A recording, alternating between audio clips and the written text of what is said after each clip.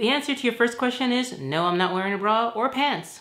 Hey everybody, and welcome back to my channel. Well, as I promised you last week, this week I am going to answer your questions. And I got asked so many that I've decided to split it into 2 videos. So let's get right to part 1. The first one is from Thea Goddess, and it says, how did you go about accepting that you're a woman? I have a friend, I really believe that she's not comfortable in her body, but not because of her weight. She often uses that as an excuse. I really want to help her because I really believe that she was birthed to the wrong sex. Then she has an additional question, which is, can I help her see it, or is it something that she has to figure out herself? It's actually kind of complicated. I mean, how did I go figuring out I was a woman? It took a very long time, and it took me to get there. I mean, for years and years and years, I would have these dreams where I was a woman and I had this intense curiosity, but I just explained it away as something else. And maybe your friend is doing this and maybe she's not. Maybe she really isn't comfortable with her weight. Maybe other things are bothering her, who knows? The only thing you can really do as a friend is be there and let her know that you're accepting of her no matter how she identifies or how she feels about herself. To be honest, it's quite a jump to go from, hey, maybe I'm uncomfortable with my weight, to,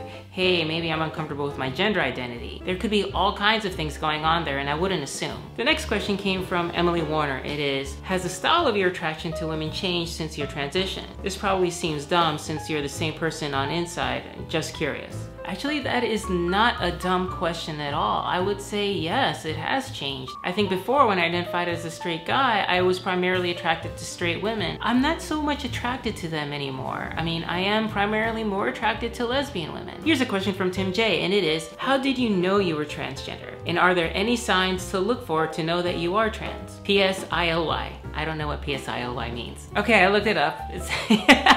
And it means, I love you. All right, Tim, thank you very much. I love you too. Ooh, wow, what a question. It took a long time for me to arrive at that conclusion. And I think we jumped through a lot of mental hoops so that we don't have to face these scary things. And I certainly did that. For a long time, I lied to myself. I said that I was a cross-dresser or that I was just perverted. You know, I think we kind of absorb these societal messages of what it is to be transgender, and we become ashamed of that. It's very sad, and I think it keeps a lot of us locked in a life that we don't want. It took the death of my father for me to really start looking at my life really seriously, be honest with myself. And I went to a discussion group one day and I started reading the stories of other transgender people, and I realized they matched mine. And in that moment I realized I had been kidding myself my entire life. As for signs, I think one of the biggest ones is that it's persistent. It isn't just like a curiosity or a phase. I think a lot of people, especially with trans children, they like to think that, oh, you know, they're gonna grow out of it. But when you're 8 and you feel this way, and you're 10 and you're 15 and you're 20 and you're 30 and you're married and you're still having these feelings, that's probably a pretty good sign they're not gonna go away. It's also a pretty good sign that perhaps maybe you need to do something about it. And for myself, the first step was to go see a gender therapist. And I would recommend that for anybody. Go get some professional help. The next question is from Jennifer Alice, and she says, wow, you've got me in tears. My dad passed away when I was 5, so I never got to know him, but I know he was a very difficult man and would not have been half the father yours was. Well, I'm very sorry your father passed away when you were so young, Jennifer, and my father really was a great guy, and I do miss him so much. My question would be, would you go on a date with me? Of course you won't. I'm in the UK for a start, but I wanted to ask anyway. I got a similar question from Cheyenne Maccabee, so I'm gonna combine these two, and she says, would you date someone you met on a social media platform? I don't really know, to be honest. I mean, being in the UK certainly doesn't help matters. Although, and this is something I've never talked about, I am actually a huge fan of the UK. I've been there a couple times. In fact, I once stayed there for 6 weeks and I loved it there. It's actually one of my favorite things, and I kind of watch BBC America religiously. And the first time I had sex after surgery was in the UK. In fact, it was in Plymouth in Cornwall with 2 of my roommates. I don't use my social media in general as a dating platform, although I am on a few dating apps. So if you're ever in Orlando and see me in your dating app, swipe right and who knows what might happen. Okay, next question. What are things that well-meaning people still continue to get wrong about transgender? My best friend is a lesbian transgender woman, and I want to give her my complete support without saying or doing something wrong or hurtful through my ignorance. Well, Dev Michael, complete stranger. Full disclosure, Dev is the bass player in my band, so the person he's talking about is me.